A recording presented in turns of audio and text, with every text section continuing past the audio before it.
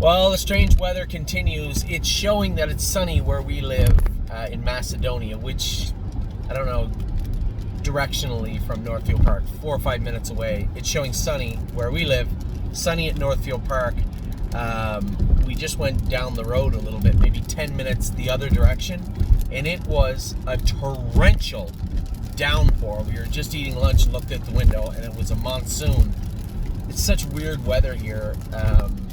Last night it poured and poured and poured for 10-15 minutes, and then the sun immediately came out like the blink of an eye. It was weird.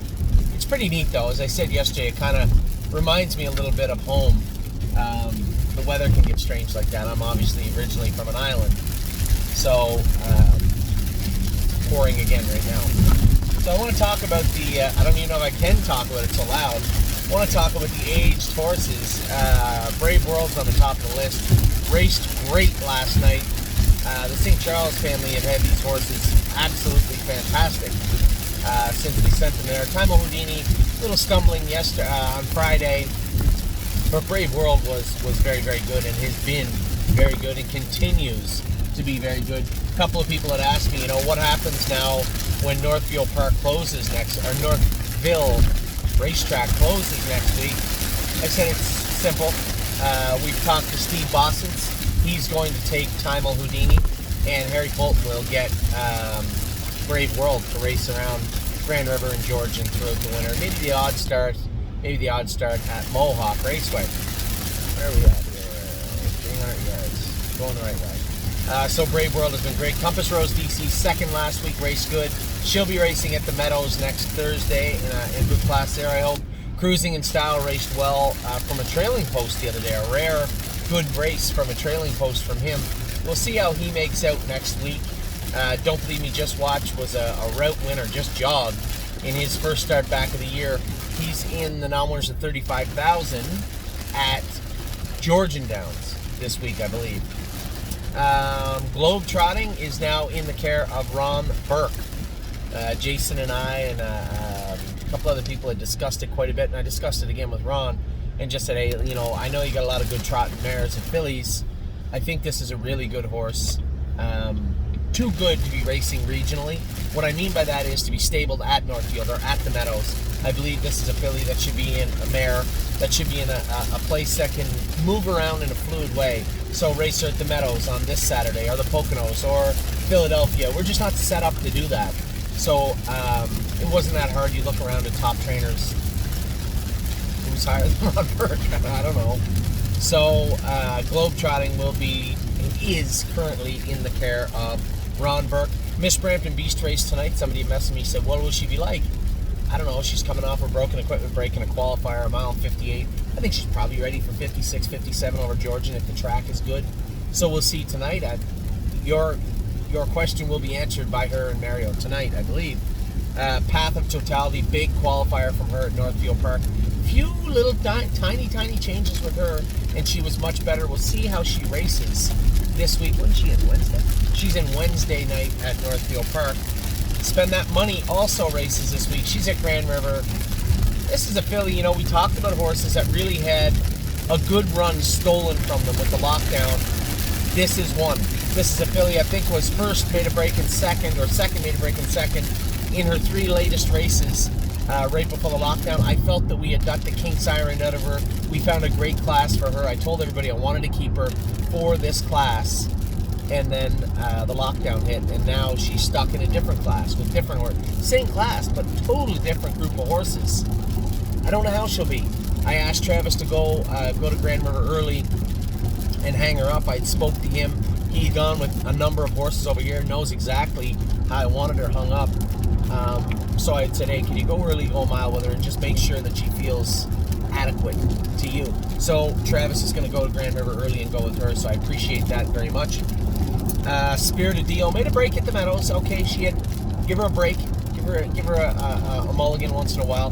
Great news coming out of that. The blood work was fine. Her feet have been treated from Tim, yet her blood work come back perfect. So I would have suspected, if you'd have asked me, that her feet were the culprit, but it appears they are not. So we're going to look a little higher up at the back area, maybe her stifle cords. Something just isn't quite perfect with this filly. She's not far off being really good. She's just not quite there yet. So we'll get some work done on her this week and race her either back at the Meadows or at Scioto. One or the other. We'll see this week. Stonebridge Simba, and absolutely listen, that was the best he's ever been. And not to say that he didn't race better for Billy Rhodes. I'm not saying that. From what I can see, after training the horse and being around him for a long time, that's the best I've ever seen him. Tried the last half, 56 seconds flat, 27 and 4 on the end of it. Not running in that bad, looking real good. That's the best I've personally ever seen Stonebridge Simba. I thought he was absolutely tremendous the other day qualifying. Taimo Houdini, we talked about him. He's got one more start, the final of that race in Michigan, and then he'll be heading to Ontario to the stable of Steve Bossens. West 52nd wasn't awesome the other day, but pretty good mile from that horse the other day. Third, closing in. I wouldn't say closing in. What would be a passive word for closing in? Lumbering towards the leaders late in the stretch. He could have sprinted by, I suppose, but whether he was short or just wasn't in perfect form just yet, he was good. He was good. White Tiger made a break the other day, and, I don't want to dwell on Tiger's missteps. It seems like he has some good races and he has some bad races. Oh yeah, that should fix him. We'll just give him a week off. Amy's telling us how to fix White Tiger now. We're not going to fix him the week off. He might need a change of venue.